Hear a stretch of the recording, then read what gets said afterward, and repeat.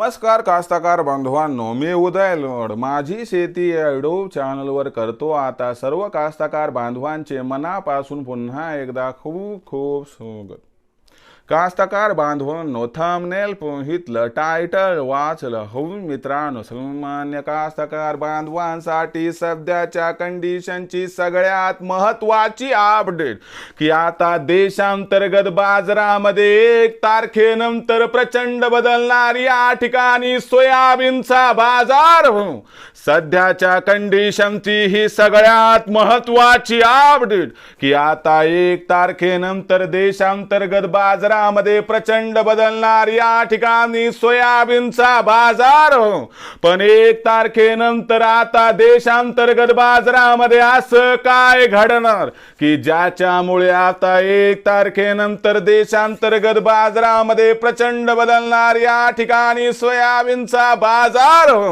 जर या सगळ्यात महत्त्वाच्या प्रश्नाचं आपल्या सर्वांना जाणून घ्यायचं असेल या ठिकाणी अचूक उत्तर, तर कृपया आपण सर्वांनी व्हिडिओ सुरुवातीपासून आता या ठिकाणी शेवटपर्यंत पाहावा। व्हिडिओ शेवटपर्यंत पाहत असताना आपल्या सर्वांना व्हिडिओ मनापासून आवडला तर जरूर या व्हिडिओला इथं एकदा लाईक करा। जास्तीत जास्त कास्तकार बांधवांपर्यंत व्हिडिओ पाठविण्यासाठी जरूर या व्हिडिओला इथं एकदा शेअर करा। सबस्क्राइब करून जरूर नोटिफिकेशन बेल ऑल करा, याच्यामुळे येणारा प्रत्येक व्हिडिओ हा आपल्या सर्वांना या ठिकाणी सतत मिळत राहतो।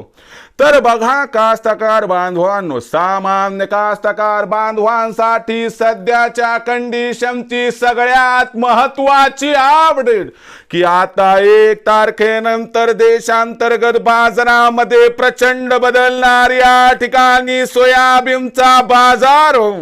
पण 1 तारखेनंतर आता देशांतर्गत बाजारामध्ये असं काय घडणार की ज्याच्यामुळे आता 1 तारखेनंतर देशांतर्गत बाजारात प्रचंड बदलणार सोयाबीनचा बाजार।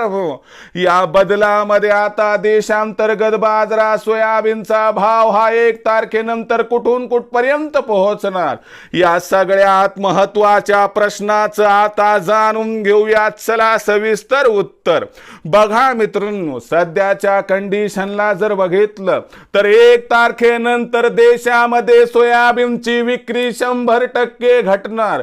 त्याचबरोबर ब्राझीलमध्ये सोयाबीनची कापणी ही धीम्या गतीनं सुरू आहे, म्हणजे सोयाबीनची आवक ही लांबणार। त्याचबरोबर अर्जेंटिनामध्ये आपल्याला फुलोरा अवस्थेत पाऊस कमी पडल्याचा फटका सोयाबीनच्या उत्पादनात दिसू शकतो। या सर्व कारणांमुळे आपल्याला 1 तारखेनंतर देशांतर्गत बाजारात सोयाबीनचा भाव बदलताना दिसणार। तो किती बदलणार आता या ठिकाणी तुम्हाला सांगतो समजावून। बघा मित्रांनो, जर आंतरराष्ट्रीय बाजारभाव पातळीचा विचार केला तर आंतरराष्ट्रीय बाजारभाव पातळी ही 1 तारखेनंतर $11 प्रति बुशेल्स क्रॉस होऊ शकते। आंतरराष्ट्रीय बाजारात सोयाबीनच्या भावात सुधारणा झाली की देशातील सोयाबीनचा भाव वाढणार, याबद्दल शंका नाही, दुमत नाही।